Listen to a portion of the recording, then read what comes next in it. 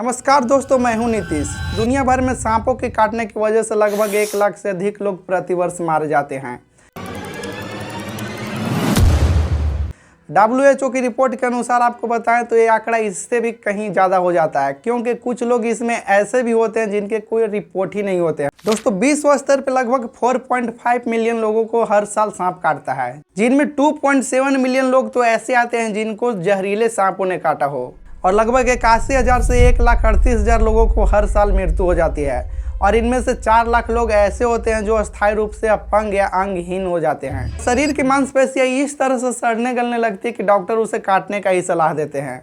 और आप एक बार सोच कर देखो, जिन्हें सांप ने काटा हो और उसका शरीर काटना पड़ जाए, शरीर का कोई भी अंग हो सकता है, जैसे हाथ और पैर भी हो सकते हैं, वही इस तरह से सड़ने गलने लगते हैं कि उसे डॉक्टर काटने का ही सलाह देते हैं, नहीं तो और नुकसान हो सकता है। दोस्तों, अगर आपको सांप काट ले तो क्या करना है, इसकी बात हम वीडियो में आगे करेंगे। सांप काटने की वजह से सबसे ज़्यादा मृत्यु भारत में होता है, उसके बाद Bangladesh, Nepal, Myanmar, Thailand, Nigeria और कांगो जैसे देश में भी होता है, लेकिन इनमें से सबसे ज़्यादा मृत्यु भारत में होता है। भारत में लगभग 300 से ज़्यादा सांपों की प्रजातियां हैं, लेकिन ऐसा नहीं है कि हर प्रजाति के सांप जहरीले होते हैं। इनमें से 50 प्रजाति के आसपास ही सांप ऐसे हैं जो जहरीले होते हैं, और सबसे घातक इसमें से 4 सांप हैं जो काफ़ी जहरीले होते हैं: कोबरा, करैत, रसल्स वाइपर और सौ स्कल्ड वाइपर। इनमें से 4 सांप ऐसे हैं जो कि काफ़ी ज़्यादा खतरनाक हैं।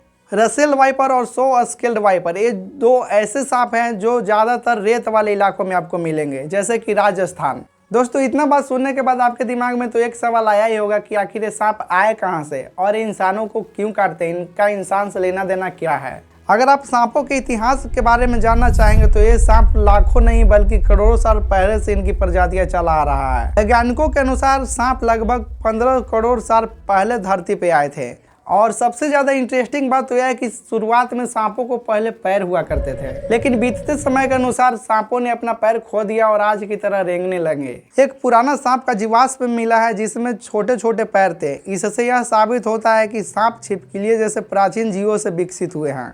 सांपों के सिर के ऊपर जहर बनाने वाली ग्रंथियां होती है, जिसे वेनम ग्लैंड के नाम से जानते हैं। ये जहर प्रोटीन और एंजाइम से मिलकर बनता है, और सांप के वेनम ग्लैंड में कौन सा जहर बनेगा यह सांप के डीएनए से तय होता है। सांपों में 3 प्रकार के जहर होता है: न्यूरोटॉक्सिक, हेमोटॉक्सिक और साइकोटॉक्सिक।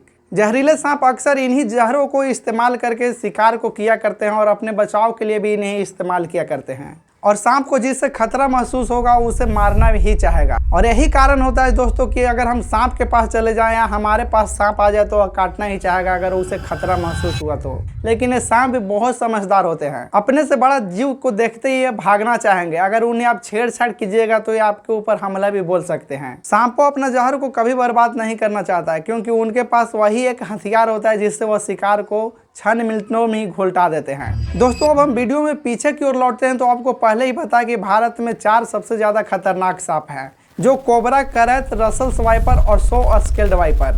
किंग कोबरा, कोबरा और करैत जैसे सांपों में न्यूरोटॉक्सिक जहर होता है। यह जहर काफ़ी ही घातक होता है, जो आपके तंत्रिका तंत्र पर हमला करता है, जिससे कि लकवा यानी कि पैरालाइसिस का शिकार या आपको सांस लेने में तकलीफ हो सकता है। इसी के कारण से मौत हो जाती है। और दूसरा, रसल्स वाइपर जैसे सांपों में हेमोटॉक्सिक जहर होता है। ये जहर आपके बॉडी में जाते ही रक्त संचार को पूरी तरह से प्रभावित करने लगता है, जिससे कि आपका खून बॉडी में जमना शुरू हो जाता है। अगला जहरीला सांप है यहाँ पे सौ स्केल्ड वाइपर, जिनका कि वैज्ञानिकों ने इसका नाम इचिकैरिनेट्स रखा है। इसमें भी हेमोटॉक्सिक जहर होता है, जो ये जहर खून के प्लेटलेट और क्लोटिंग फैक्टर को नुकसान पहुँचाता है। यहाँ की इसका भी जहर खून को जमाने की क्षमता को प्रभावित करता है।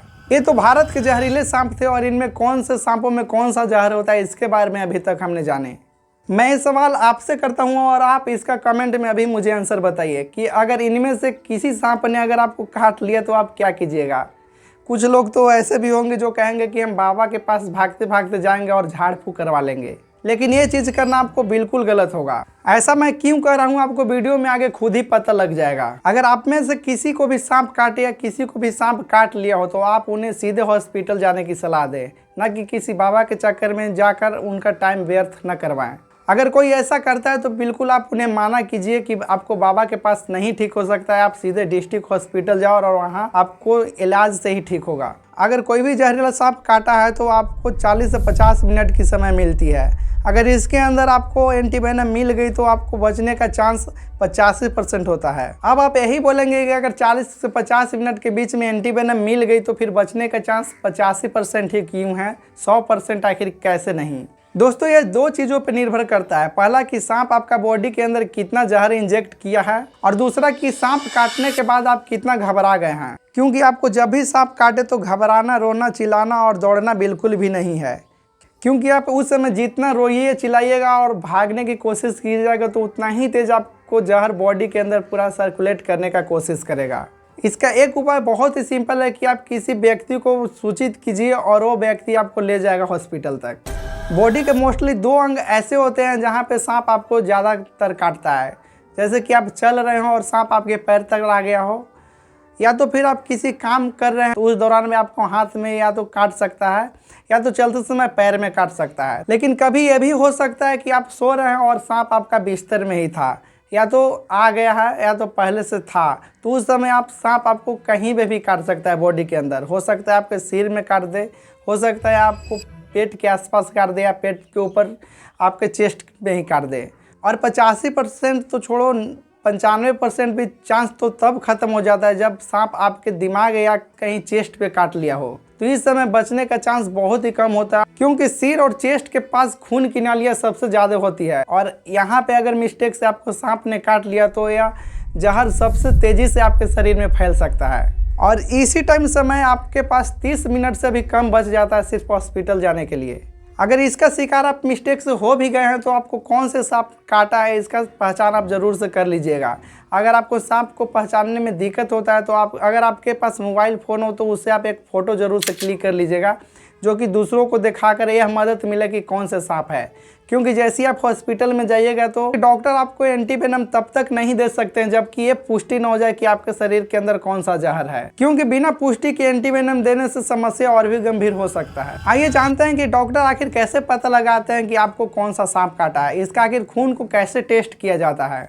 डॉक्टर के द्वारा सबसे पहला टेस्ट होता है WBCT, जिसका पूरा नाम होल ब्लड क्लॉटिंग टेस्ट होता है। यह टेस्ट में लगभग 2 से 4 ml खून को टेस्ट ट्यूब में रखा जाता है और यह देखा जाता है कि खून जमता है कि नहीं। इस टेस्ट को पूरा होने में लगभग 20 मिनट का समय लग जाता है। अगर इस दौरान खून नहीं जमता है तो सांप का जहर हेमोटॉक्सिक माना जाएगा, जैसे कि रसल्स वाइपर या सॉ स्केल्ड वाइपर ने काटा हो। अगर खून जम जाता है तो उसमें नीरोटॉक्सिक जहर होगा, जो कि किंग कोबरा या करेत ने आपको काटा है। इसके अलावा और भी टेस्ट किया जाता है जो कि PT-INR या APTT टेस्ट होते हैं, जो कि इस टेस्ट में देखा जाता है कि पेशेंट के शरीर में खून कितना जल्दी और कैसे जम रहा है। इसी बात को पता लगाने के लिए PT-INR या APTT टेस्ट को किया जाता है।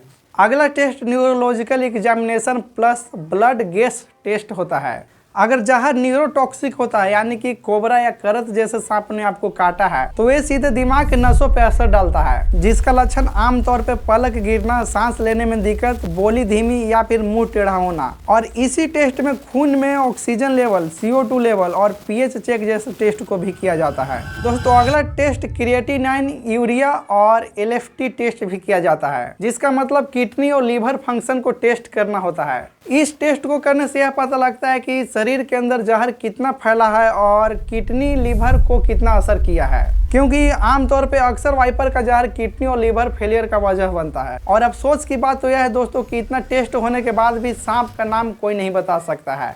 सिर्फ उसकी पुष्टि ये करी जाती है कि आपके बॉडी के अंदर जो खून है उनमें कौन से जहर हैं, हेमोटॉक्सिक है या कि नीरोटॉक्सिक है, और उसी के आधार पर फिर एंटीवेनम आपको दिया जाता है।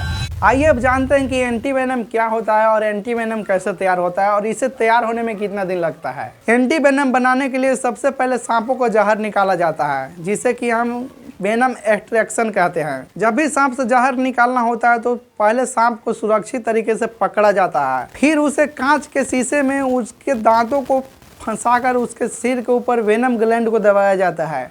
जिससे कि सांप सारा जहर अपना बाहर निकाल देता है और फिर जो जहर निकाला गया है उसे पतला किया जाता है। थोड़े से मात्रा में घोड़े, बकरियां, भैंस के शरीर में इंजेक्ट किया जाता है। अगर जहर इनके भी शरीर में ज्यादा चला जाए तो इनके भी हालत गंभीर हो सकता है। इसीलिए इस चीज को बहुत ही सावधानियां से किया जाता है कि कौन से जानवर के अंदर कितना वेनम डालना है। जब जानवर का शरीर धीरे धीरे जहर से लड़ने के लिए एंटीबॉडीज बनाने लगती है तो इसकी डोज को हल्का हल्का करके बढ़ाया जाता है। ये प्रक्रिया कई दिनों तक चलता है, दिन हफ्ते में बदल जाते हैं और हफ्ते महीनों में बदल जाता है। तब जाकर घोड़े, बकरी या भैंस के शरीर में पर्याप्त मात्रा में एंटीबॉडीज बनता है। जब जानवर के शरीर में पूरी तरीके से एंटीबॉडीज बन जाता है तो उसी जानवर के शरीर से खून को फिर निकाला जाता है। उस खून को लैब में ले जाकर एंटीबॉडीज वाले हिस्सा को यानी कि प्लाज्मा को अलग किया जाता है और फिर इस प्लाज्मा को रसायन प्रोसेस करके उसमें से शुद्ध एंटीबॉडीज को निकाली जाती है, जिसे कि हम एंटीवेनम कहते हैं। और यही एंटीवेनम न जाने कितने उजड़ते सपनों को फिर से वापस किया है। दोस्तों, अभी तक हमने जाना कि कैसे एंटीवेनम तैयार किया जाता है, इसके तैयार होने में कितने दिन लगते हैं। अब जानेंगे कि हमारे शरीर के अंदर जाते ही कैसे जहर से लड़ता है, सांप का जो जहर होता है हमारे शरीर में उससे कैसे लड़ता है और हमारी सुरक्षा कैसे करता है। जब भी डॉक्टर एंटीवेनम इंजेक्शन लगाता है तब एंटीवेनम के अंदर मौजूद एंटीबॉडीज खून में घूमते जहर को यानी कि वेनम टॉक्सिन को पहचानता है और पहचानते ही ये एंटीबॉडीज उस जहर से जुड़ जाती है, जिससे कि इसे बाइंड भी कहा जाता है। जब जहर एंटीबॉडीज से बंध जाता है तब शरीर को नुकसान नहीं पहुंचा सकता है, क्योंकि एंटीवेनम जहर को न्यूट्रलाइज कर देता है। फिर उस जहर को शरीर किडनी या लीवर के जरिए बाहर निकाल देता है। लेकिन ये एंटीवेनम तब तक काम करता है जब तक कि जहर आपके खून में उपस्थित है। अगर जहर आपके शरीर के पहले ही नुकसान कर दिया है, जैसे कि किडनी फेल या नस बंद, तो उस समय आपको अलग इलाज कराना पड़ सकता है, क्योंकि इस समय एंटीवेनम का डोज कोई काम आपके शरीर में नहीं कर सकता। इसीलिए दोस्तों, आपको सांप जब भी काटे तो आप सीधे हॉस्पिटल जाइए, ना कि आप झाड़ फूक के चक्कर में अपना टाइम को लॉस कीजिए, क्योंकि जान आपका हॉस्पिटल में ही बच सकता है, ना कि किसी बाबा के पास में। हम बहुत सारे लोग ये भी कहेंगे कि भाई हमारे आसपास या किसी रिश्तेदार में सांप काटा था और वह सीधे बाबा के पास गया था और वो ठीक हो कर आया था। तो भाई ये हम भी मानते हैं कि ठीक हो गया था, लेकिन वो उसका भी एक कारण है। वो कब ठीक होगा और कब नहीं ठीक होगा, चलिए हम जानते हैं।